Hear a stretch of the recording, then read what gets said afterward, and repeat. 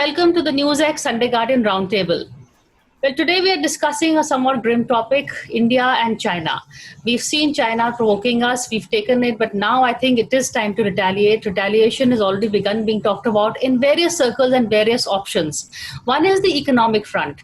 There has been a call to boycott Chinese goods. How else can we take on China economically? Earlier on, before COVID, also soon after COVID, there was talk on the fact that a lot of manufacturers were moving out of China. Is India best place to take them? Unfortunately, a lot of them went to Vietnam and not India.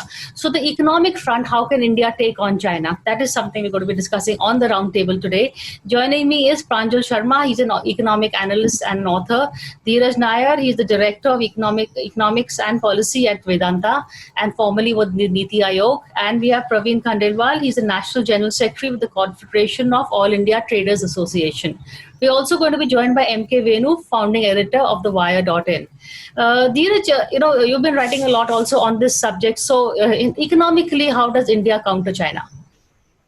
Look, this is, again, it's not, there is obviously a context to this issue now, but for those of us tracking the India-China economic relationship, we've known for a long time now that India's trade relationship with China is extremely lopsided. So the trade deficit, I can tell you in the year 2000, was just about $1 billion. And now it's about $60 billion. So 60 times it's increased in the last 20 years. And, some of these years, 2003 to 8 in particular, were years where India's exports did very well otherwise. But with China, we have always had this lopsided relationship. And if you look at the content of the trade relationship, we basically import a lot of manufactured goods from China and export mostly raw materials and a few amount of services. So I think we have this lopsided relationship which needs correction. Some of it is due to the fact that China, not only with India, but with other countries as well, is not transparent with the trade policies it follows. It gives explicit subsidies. It doesn't give out data properly. As you can see, the US has taken very firm action under Donald Trump. And if you read that agreement, in fact, between the US and China, it's quite amazing how much China has conceded too. So I think there was anyway a case, irrespective of the events on our border, to act against China's unfair trade practices and to address this lopsided relationship. But at the same time, I think we must be very careful because it's important to look at what exactly we import. So, there's a lot of call for boycott Chinese goods. But let me tell you, our biggest import from China today, which is 10% of our imports from China today, are mobile phone components, And those components are what constitute the Make in India assembly. So we assemble mobile phones in India, but all the components, 80-90% come from China. And this is worth about $10 billion. So if you're going to boycott, what does not buy Chinese mean in a mobile phone if 80% is made in China and 20% is assembled in India? It's more complicated than simply saying boycott all Chinese goods. Similarly, our laptop components, our semiconductors, all of these come from China, and we don't have alternatives in India right now. So 20 billion of that 60 billion that I'm talking about deficit is in items which we can't really boycott straight away, or it's not possible to boycott, it's not wise to boycott. But there may be other categories, for example, toys, footwear, metals, organic chemicals, which are all 1 billion, not insignificant, not as big as the other categories, but where there are alternatives available in India. So we can think of strategic trade policy to raise tariffs, but let us also remember that if we raise barriers, if we stop imports from China, we are raising the cost that Indian consumers will pay for these things in the short run. So there is a cost involved. In the interest of retaliation or in the national interest, consumers may be willing to bear it. But let us not forget that neither you or me or the US loved China or had a particular affection for China even before all of this happened, right? The reason we imported from China or things are made in China is because they are very cost competitive. We get cheaper goods at much faster speeds than from anywhere else in the world. So until we fundamentally address that problem, until we become fundamentally competitive with China, we have to improve our labor, land laws, the entire laundry list of reform. Until we do that in a realistic sense, we will not be able to produce for Indians at the same price and quality that the Chinese do. And that fundamentally is the reality which we need to accept. So the best way to retaliate to China is to proceed rapidly with economic reform. In the short term, of course, we can consider imposing certain tariffs and other standards. China also uses a lot of non-trade barriers, which we should also do. So in certain categories, as I said, we can do it. But in a lot of major categories, it won't be so easy. Adil, taking off from what Dheeraj said, it's okay to boycott, but are we also, cutting our nose to spite our face? Can we afford this boycott? Boycott has to be seen in perspective. So let me build on what Dheeraj says. Let's look at India's economic relationship with China in three buckets, right? First is the financial investment that Chinese have in various Indian companies, including startups and larger companies. So that's just money which has been invested through equity stakes. Second is foreign direct investment, where they are setting up projects in India for manufacturing or for construction or infrastructure activities. And third is trade. And the dependence is really about imports. And, Dheeraj talked a lot about imports already. But we have to look at all three pieces separately. They are linked. But look, let's give a simple example of what this means. And I'm going to use a very basic analogy. In a family, there is a kitchen, right? Every home has a kitchen. Now, at the same time, while we cook things at home, we also order things from restaurants or perhaps go out and eat at various restaurants. Now, the configuration is important here. If we say we are shutting down our kitchen and I'm going to only use it to boil tea, but 90% of whatever I want to consume will come from other orders and delivery, then clearly we are in a bad situation. It's not that we have to stop all home deliveries of food, but we have to make sure that our kitchen is self-dependent and cook enough for itself.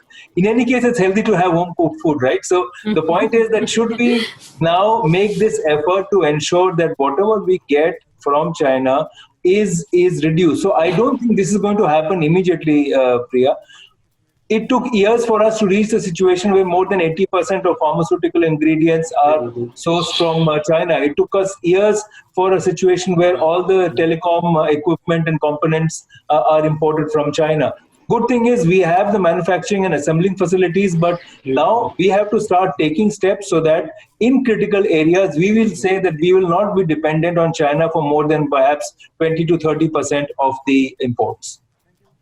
Fair enough, Mr. Khandelwal. You've given a call for celebrities to boycott advertising Chinese products. At least, how much of a headway have you had in that? We've seen the railway ministers cancelling a lot of projects from Chinese companies. We've seen Ramnath Athalwe saying Chinese food mat khao. He's a little confused because I don't think that's the answer. But what has been your success rate and what is the response rather that you've got? Well, I think first of all we need to understand what is the essence of our call of boycott Chinese goods. See, we import four verticals, goods under four verticals from China. One is finished goods, another is raw material, the third one is spare parts, and fourth one is the technology-driven goods. These are the four verticals what we are importing from China. Okay. So what I am doing what is in my command.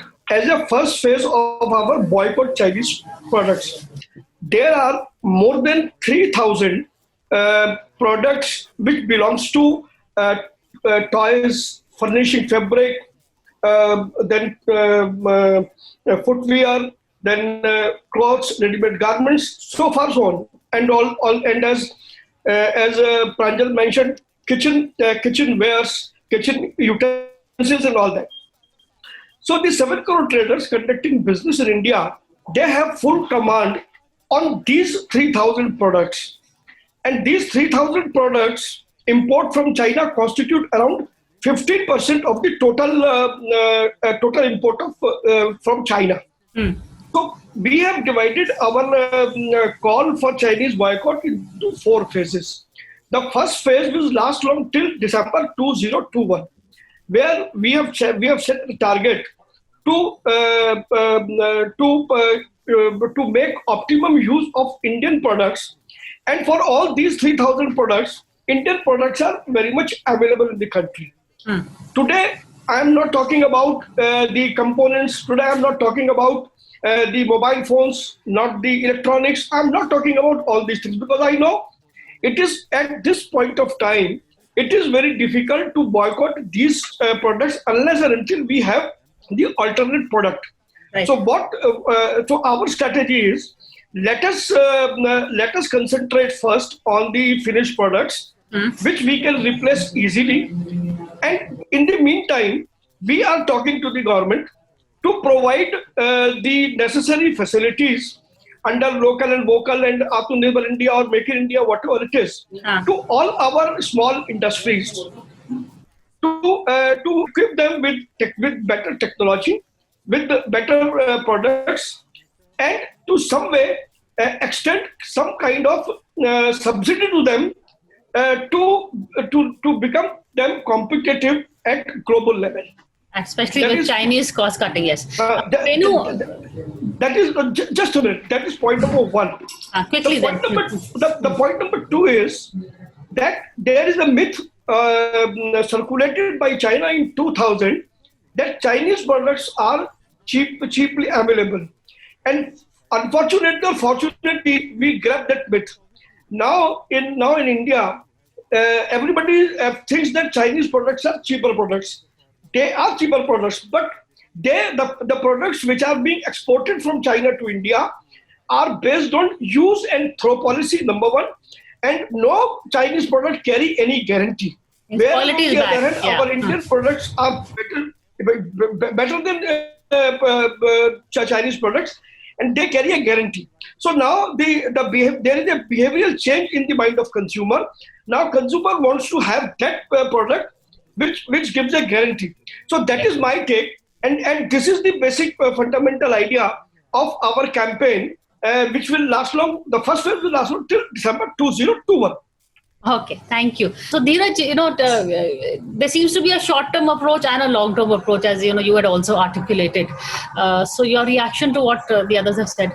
Look, again, as I said, it's not that I or you or any of the other consumers were buying Chinese products. You yourself are saying that the quality is not good, there are no guarantees. This was all there even before they entered into our territory in Ladakh, right? So I think there was a reason people are buying it, possibly, and I think the major reason is price, right? And perhaps things are not labeled also. When you go to buy certain idols, say, or toys, I'm not sure what the labeling is like. So I think all I'm saying is that we can do a voluntary boycott call, which Mr. Khandelwal and various others are calling for. But I think at the same time, the government needs to act. I don't think it's going to happen unless the government intervenes. So we have to insist, for example, that labeling of all products happens very clearly. Not so that consumers at least know. So whether it's a e-commerce platform or retailers, everybody must say how much of the content is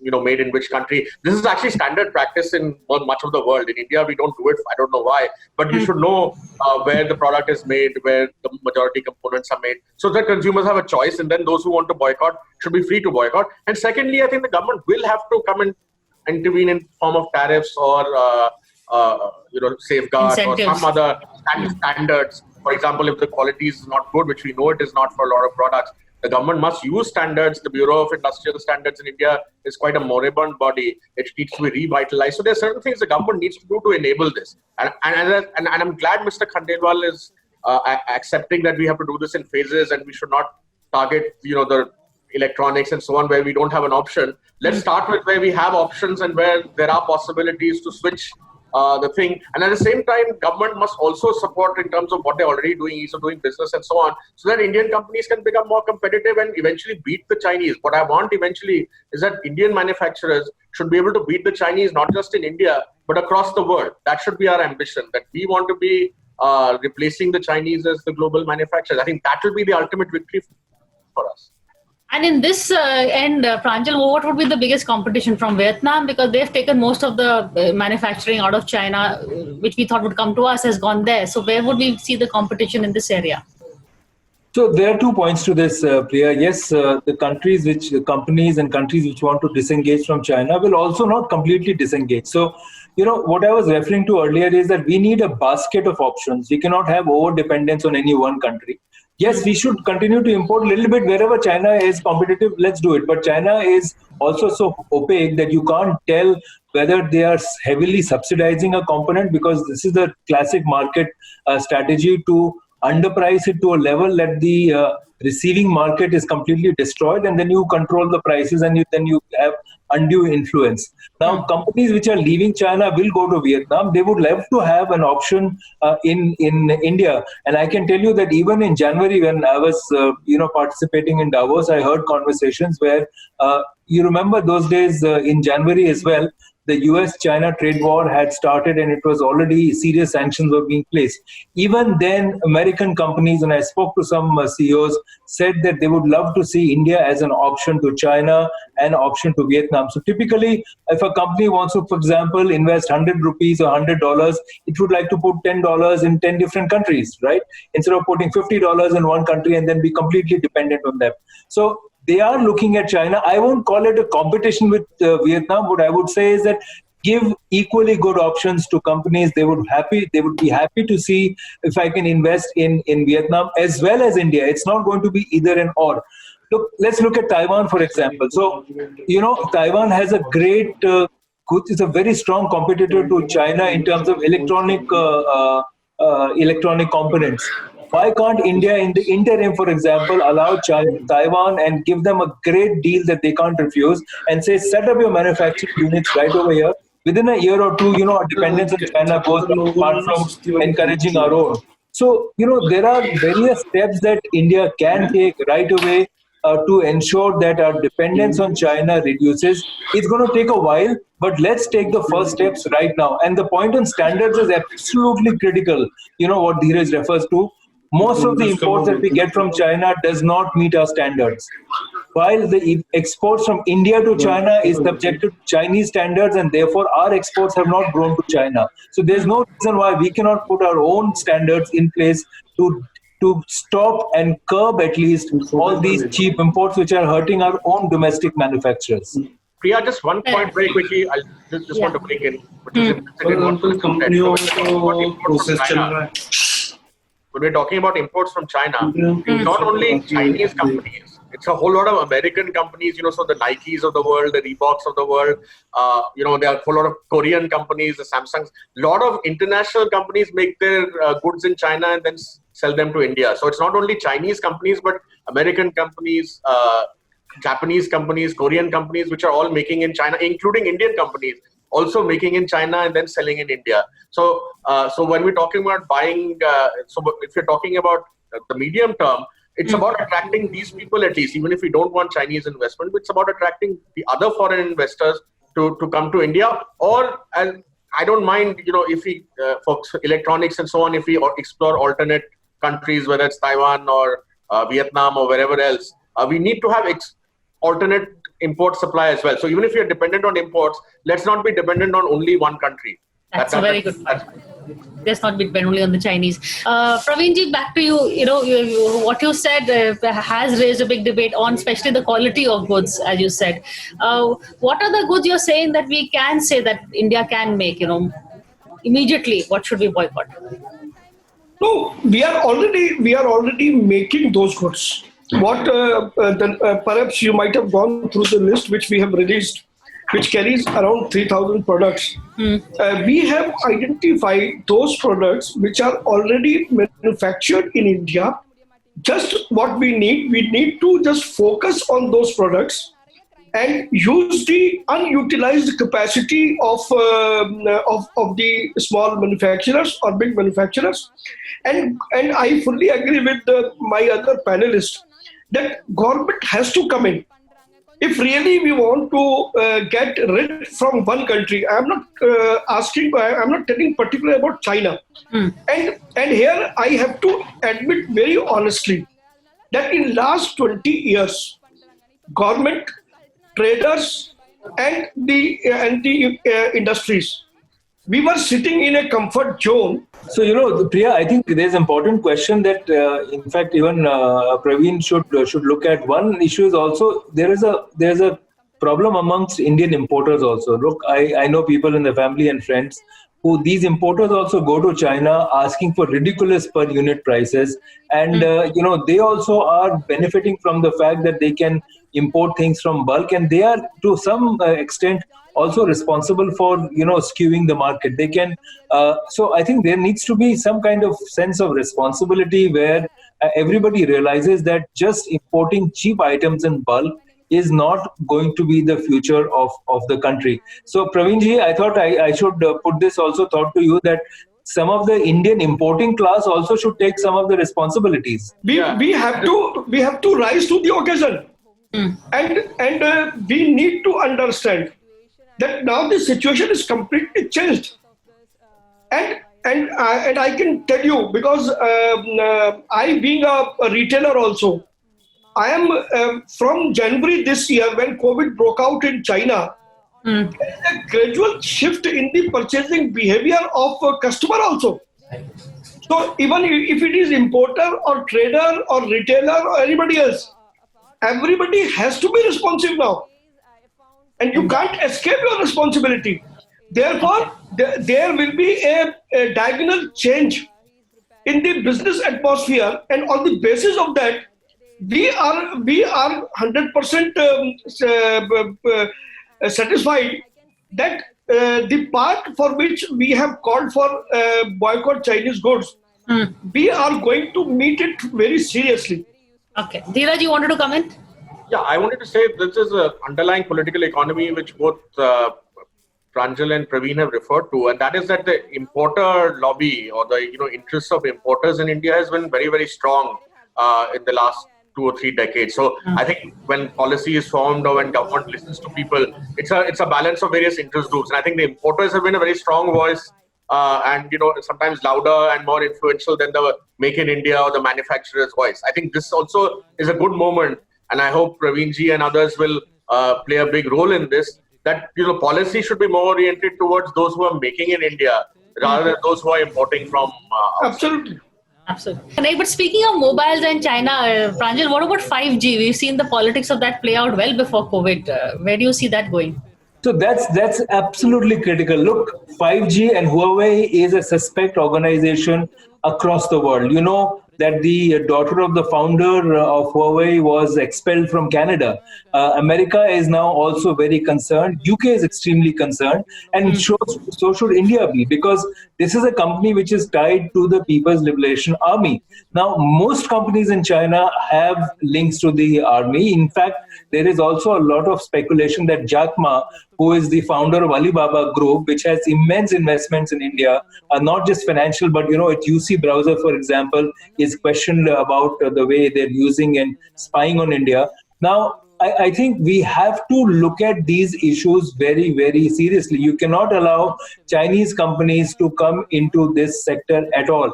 The good thing is that there have been some effort. UK, US, and some 10 countries have come together with India to say, let us go and put together our own network and create our own technology for to replace Huawei, so that our dependence on Chinese is not there. See, this is the problem between a democratic setup and a completely dictatorial setup.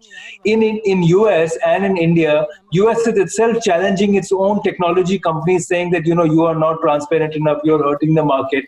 And in some ways, it's good for the society, but it's hurting the companies and preventing them from competing with the Chinese giants. Chinese giants don't care about these issues. They will just do whatever they feel like. The government backs them completely to the hilt. So we have this strange dichotomous situation where the tech giants of democratic countries are being forced to be playing in a certain way, while the tech giant of China are playing in a completely different way. So I think we have to really rethink. It's not an easy answer, but we have to really rethink what we allow. Chinese investment in strategic sectors in India, including telecom equipment, which is today absolutely critical, should not be allowed, in my view.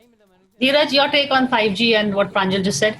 So I think, yes, there are certain sectors which are strategic and there are certain sectors which are not. And I think the 5G network is absolutely critical. And, the way things are going. I mean, for example, right now during lockdown and, this entire circumstance we are going through, we are so dependent on technology to do all our work. We are doing this show, in fact, over a platform as well, right? So I think to surrender the entire thing, or to let the Chinese company like Huawei, which, as Pranjal correctly said, has links with the People's Liberation Army, would not be wise. I think countries which are going to rely on Huawei are going to be in trouble because, again, the problem with the Chinese is that there is no transparency. We don't know what they're going to use, what kind of leverage they'll extract if they're running the entire 5G infrastructure, what kind of spying or other surveillance they'll be doing. There are too many questions. So I think, technology-wise, India has a lot of capability.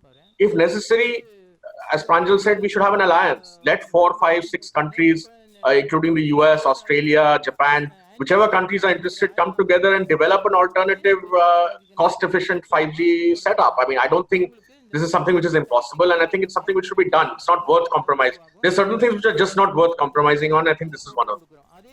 Well said. We're totally out of time also. Thank you all of you for joining. And as I said, Venu was here in spirit. Hope to get him back on the discussion again.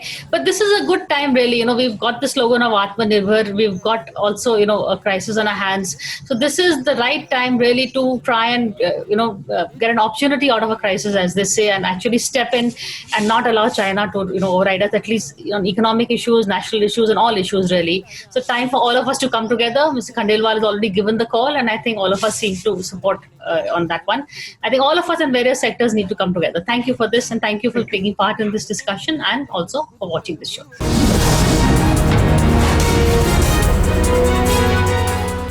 For more such videos, subscribe to the NewsX YouTube channel, hit the bell icon.